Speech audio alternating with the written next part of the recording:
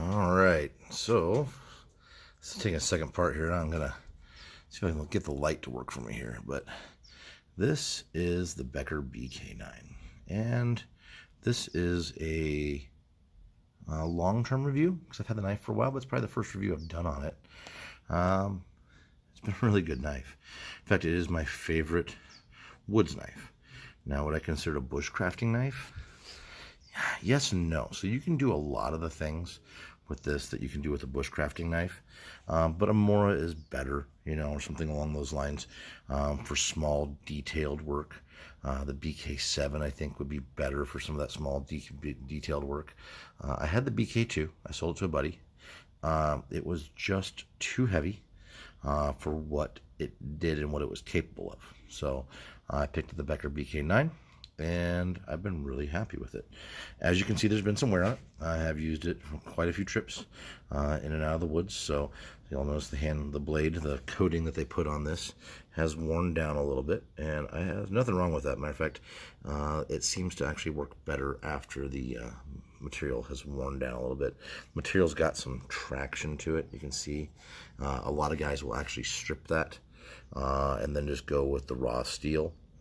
I have not done that with this one. I just left it the way it came as far as the blade treatment goes. It is 1095 carbon steel, so again, it could be used for lighting sparks. I know that's why a lot of guys will actually strip them, so that way that you can make sparks off the spine using hard rocks like flint or chert or quartz in case of an emergency to actually start fire. I have other strikers and things I use for that. But just kind of go over the knife real quick here. Again, it is a 9-inch long blade, so it is relatively decent size to put my hand right next to it here and pull back. So large size hands. You can see the size of the blade there. So pretty good size blade. Upgrades I have made to the knife. It actually came out of the box sharp when I bought it. I have had to sharpen it over the time, but it came out of the box sharp, so that was good on Becker and K-Bar, because this is a Becker K-Bar collaboration now. The handles that came with it are plastic and are terrible. I have replaced them with micarta. I was able to get these off of Amazon, and I've been really, really happy with them. They're way more comfortable. Don't generate any hot spots. The other thing I did, which you may want to do if you're going to upgrade it, replace your screws with stainless steel screws. Otherwise, the other ones will rust. Mine were rusted almost immediately and looked terrible, so I went ahead and put in some stainless steel screws. Pull that back to where it focuses a little bit better.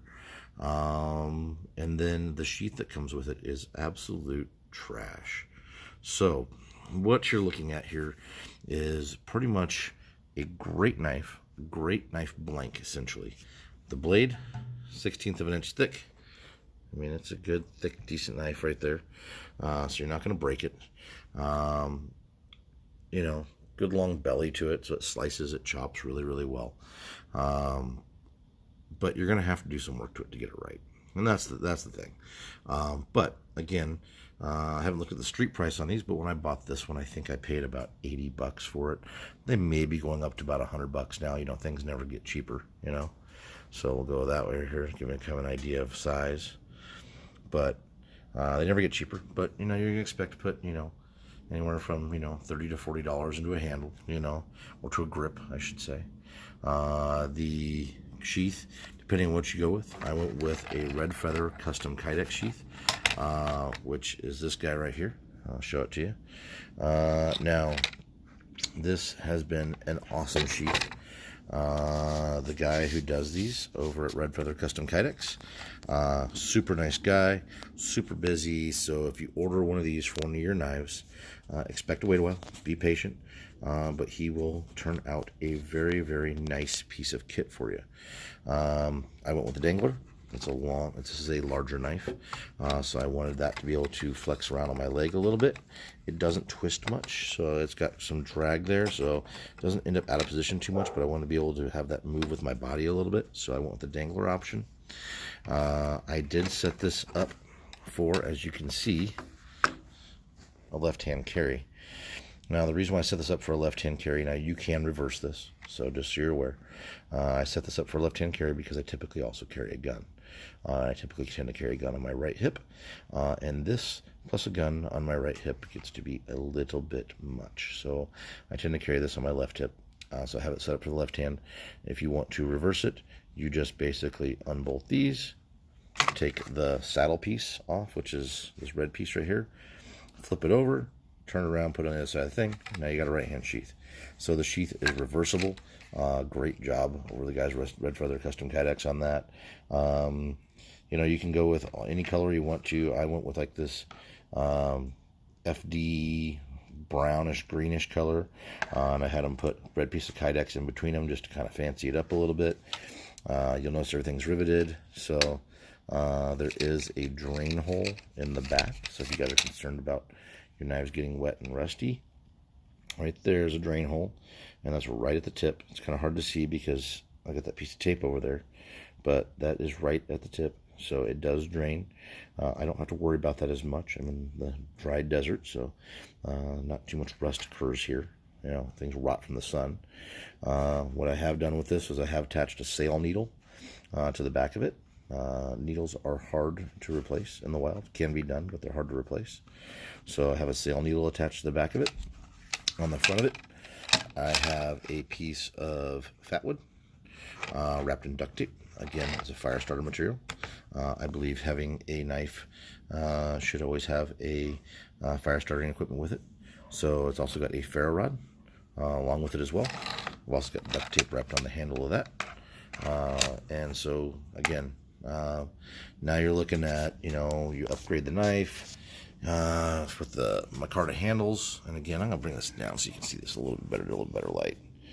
But the micarta handles, really nice, especially for an Amazon find. They fit the knife darn near perfectly. As you can see, I have used it to hammer down some tent pegs, but again, the finish is holding up really well on this. So, you know, you can use it as a hammer. It does have a lanyard loop. Some people like them, some people don't. I do not like having lanyard loops on my knives. I find that they snag every piece of brush and cactus out in the desert, and it is annoying. So, plus I don't want to lose the knife. The jimping on the back, it's good, but it's not perfect. Could it bite a little harder into your thumb? Yes, but does it give enough? Yeah, it does. You know, as far as choking up on the knife, again, this is one of those knives that the blade comes all the way to the end. So choking up, you know, if you're going to choke up on it, you're really going to do something more like this and use your thumb to curl over on that right there to choke up appropriately on the blade. So for small, like fine detail work. So, but you can choke up on it by getting your thumb over the top of that handle, and that does help with a little bit of control and that kind of stuff. So something to think about there with using a large knife. If your hand's back here like this, it's harder to do the fine detail works, but you can choke up on it like that and use it and be perfectly fine, perfectly safe in using it for that. Chopping work, obviously it's a relatively large knife, so it does chop well, and you know, for the detail work, it does really, I mean, you can do fine feather sticks, carve points, tent stakes with it. Again, you know, this would be, if I'm carrying this is the only chopping type tool I'm going to carry. So will I carry another knife? Yes, I always carry a pocket knife, you know. And a pocket knife is good for some of those really small, fine, detailed work. But as far as a fixed blade goes, this is going to be the only one I'll carry if I'm going to carry this knife. Otherwise, if I carry something like a Mora, I will carry a tomahawk or a woods axe of some form or fashion because I want that heavier chopping power. Is this as good as a tomahawk or a small woods axe? Absolutely not. They're different animals. Can this be used in emergency to chop down small trees, chop limbs, that kind of stuff? Absolutely. Okay. It's just not the perfect tool for that. But it's not supposed to be a perfect tool. That's what everyone needs to remember, is a large knife is not a perfect tool.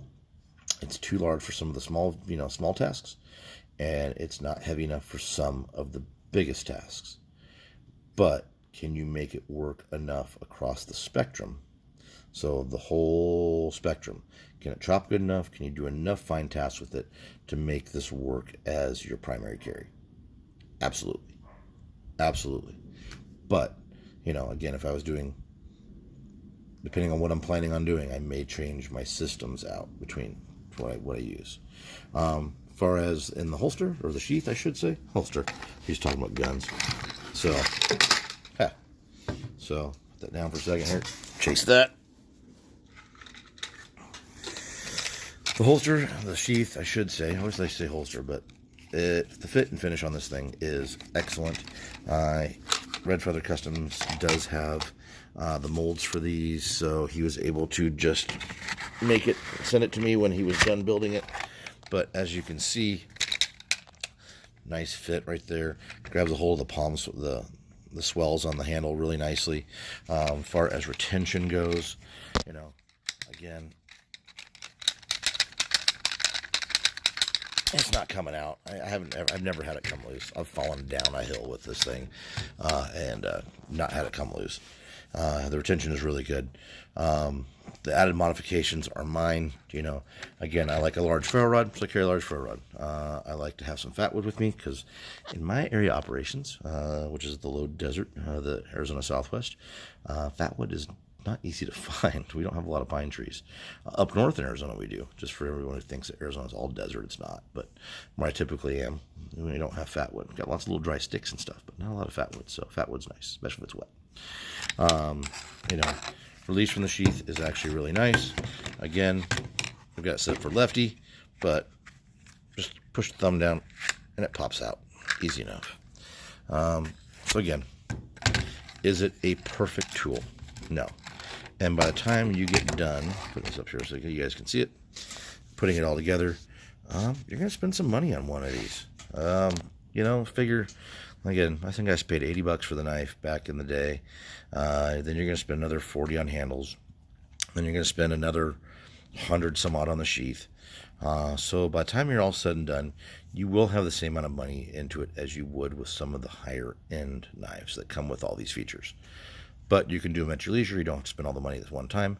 And when the time you're done with it, it's truly a knife that's really yours. So just something to think about. Again, I really enjoy this knife. Edge retention has been excellent, by the way.